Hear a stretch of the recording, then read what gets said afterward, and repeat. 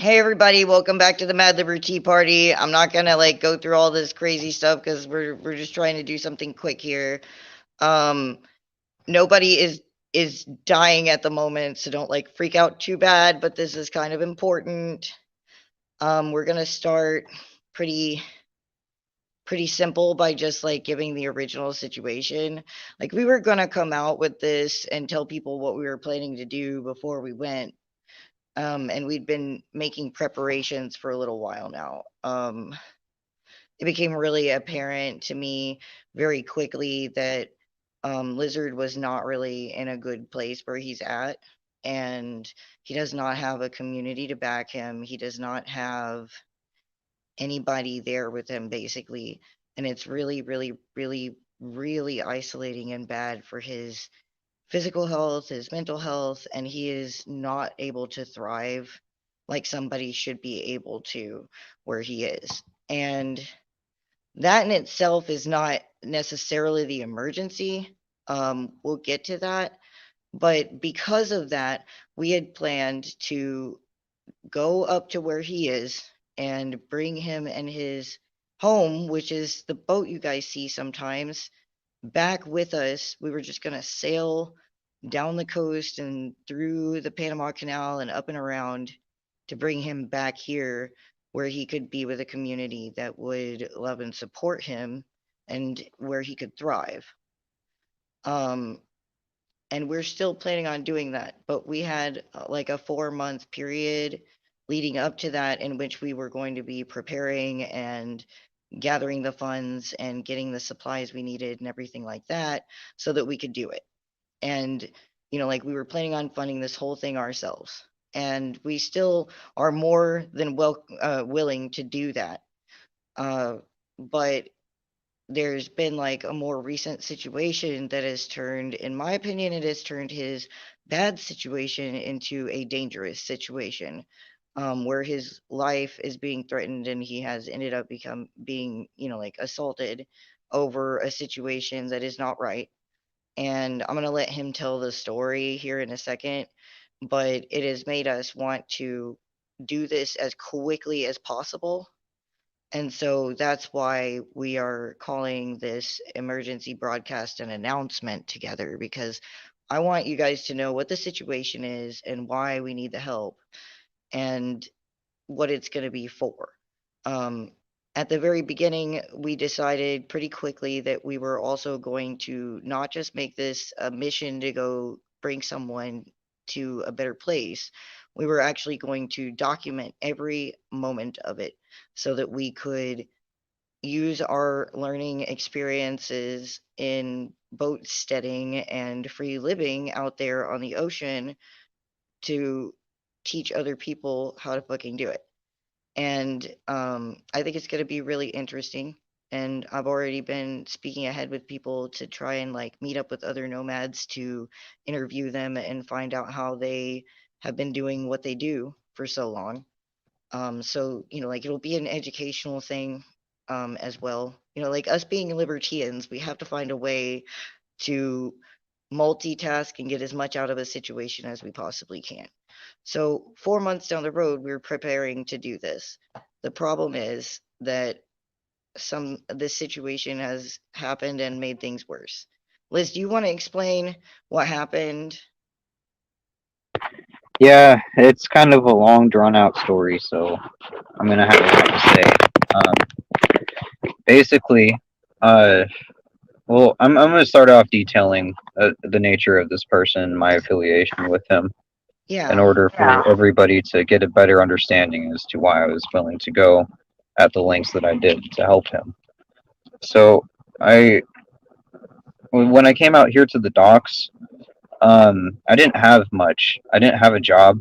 I was like a vagabond still. Didn't have much to my name, and there were days where I didn't have a meal. And this guy named Steven, he would give me food, and he would take me out to eat and make sure that I could keep on going with my basic necessities, um, until I could get on my feet and stuff. He was one of the very he's one of the only people who supported me out here, and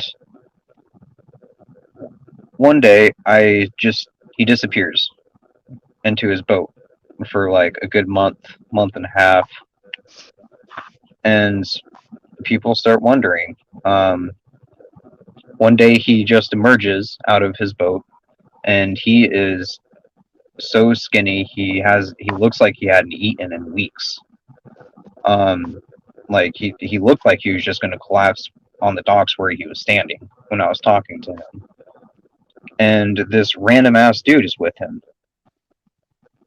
And so I kind of start putting two and two together. You know, maybe this guy that he's with isn't such a good person. And so I start talking to the community about it, and people start watching.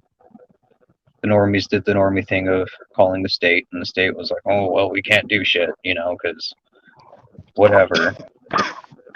And some of them talked to the A managers. bazillion pretty reasons, I'm sure. Some of them talked to the managers.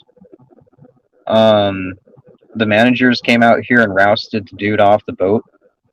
Um, Twice actually. Both times he came back.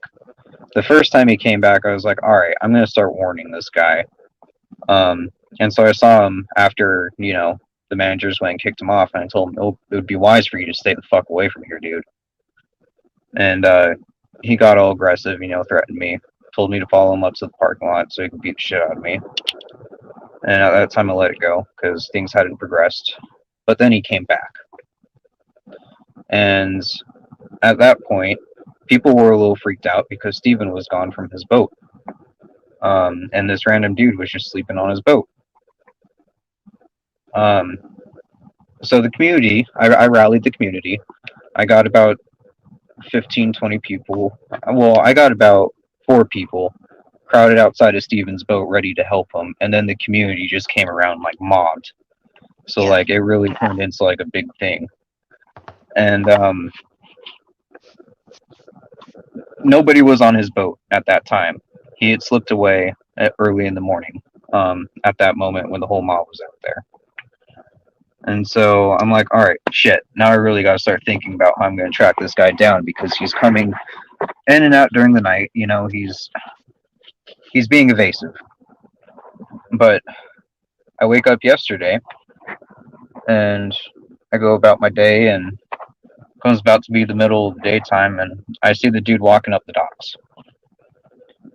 And he goes over to Steven's boat, and he's unloading a whole bunch of his stuff. And so I, being the creepy, sneaky motherfucker to creepy, sneaky motherfuckers, I walk up and I sneak up Indeed. behind him, and I scare the shit out of him. And I ask him if Steven's home. And, you know, Steven was there. And and he was just like, well, why? And it's like, oh, I was just making sure, you know, random people have been here. And yesterday we had about 20 some people out here ready to get you specifically the fuck out of here. So I'm going to help you pack your shit, and you're going to leave and never come back here. And so he got all irate at that.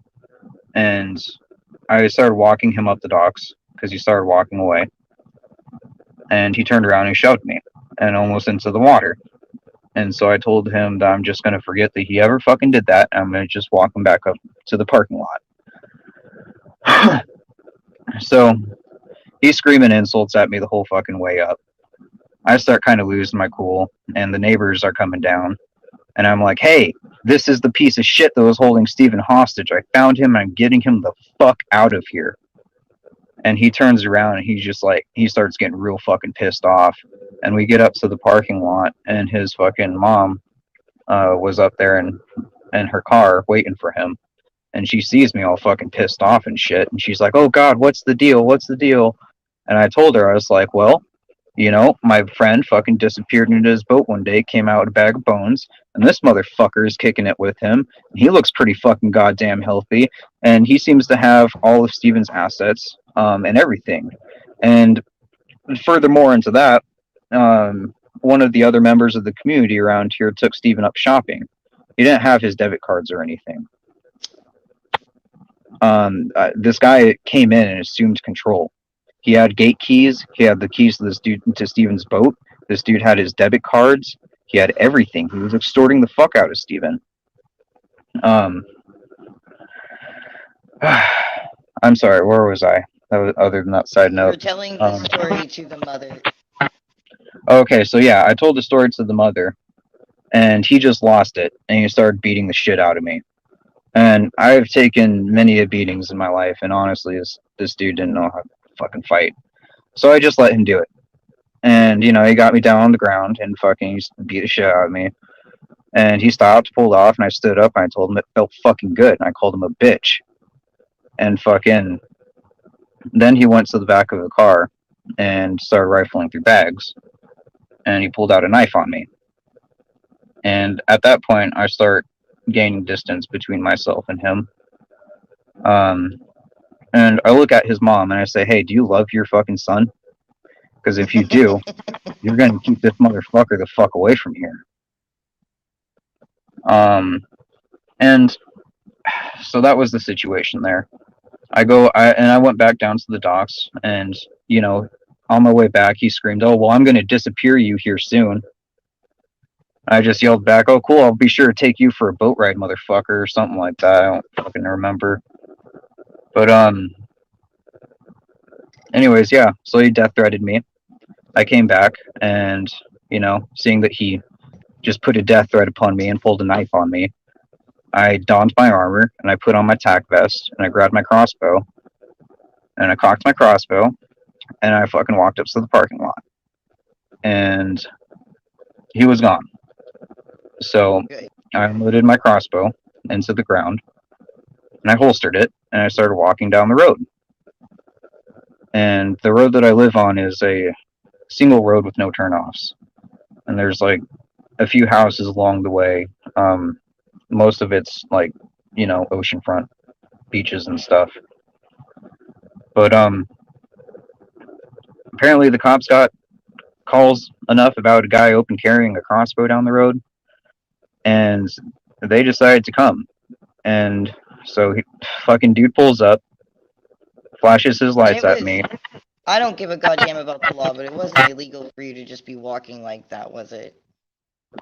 No, no, it wasn't. I mean, my crossbow was on my back.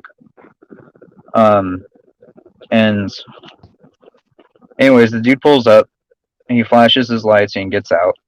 And immediately, because I know the nature of cops, I tell him my intent, and I'm like, "All right, sir. What I'm going to do is I'm going to put my crossbow down on the ground, and I'm going to take 5 large steps away from it, so that you know that I'm not going to hurt you, or I don't have any intent to hurt anybody here." And I go to do that, and I fucking barely hear the plastic of my crossbow hit the ground. And that motherfucker ran right up to me, grabs me by the vest, and fucking threw me down on the ground. Got himself on top of me, put me in handcuffs, yanked me up, and slammed me against his fucking car. Telling me to stop resisting the whole way, of course. Of course, they love doing that. Um, Fucking assholes. and then he started fucking illegally searching me. Uh, and I told him I don't fucking consent to any of this. I asked for a superior officer. That went by the wayside. There was no superior officer that was going to get involved. He didn't call anybody. He was talking over his fucking walkie, and I tried yelling into that, but of course, he fucking released the button. And yeah, he just continued to fucking frisk me. I had so many fucking pouches on me, though. He fucking took Just him a taking long fucking time. ever. It'd be like trying to frisk me because I've got 50,000 pockets. Yeah, so he fucking continued doing that, and he put me in the back of his car. And at that point, my friend Dan had a weird feeling about shit, and he started looking around for me. And he found me with the police being shoved up against the car down the road. And so, him being a good friend, at least as much as he can be, he decides to circle the cop cars with one other friend. So there's 2 cop cars. Now there's 2 other vehicles circling around the whole situation, monitoring it. And this entire time, I'm screaming out the window. I'm like, help, help me. I asked for a superior officer. They did not tell me. They did not fucking grant that request. And I asked for their name and badge number, and they didn't tell me before I got into the back of this car handcuffed. And I was screaming for help. And like Dan heard all that, and he got onto the phone and he started talking to the captain and shit down at the HQ. And eventually, the captain got onto the mic and started chewing the fuck out of these two cops. And they realized they had nothing on me, and they fucking let me go. And oh man, that's when the wave of insults came. I fucking ripped You them a let him new have it. asshole. Oh yes. And but yeah, they fucking let me go, and they took my crossbow, and they took my Damascus steel knife. So And they didn't give it back. no, it got loaded back up into the car and taken away. So now I'm gonna lawyer up and press charges for theft and battery, probably. And that kind of leads us to the situation because like me hearing about that, already knowing that he's not in a great place and that he's like isolated and doesn't have any free folk around him, and it's really bad for somebody like him. Liz has a very fucking gentle heart. He can be really fucking mouthy when the time comes, but he's a good dude, and it's not a good environment for him to be in. Um, I have to go get him, and there may be better Well, ways to do this, but um, honestly, I want to say like I fucking fully expect to face all this shit myself. If y'all want to help me out, that is your own prerogative. I do appreciate it, but don't yeah, feel like and you have to.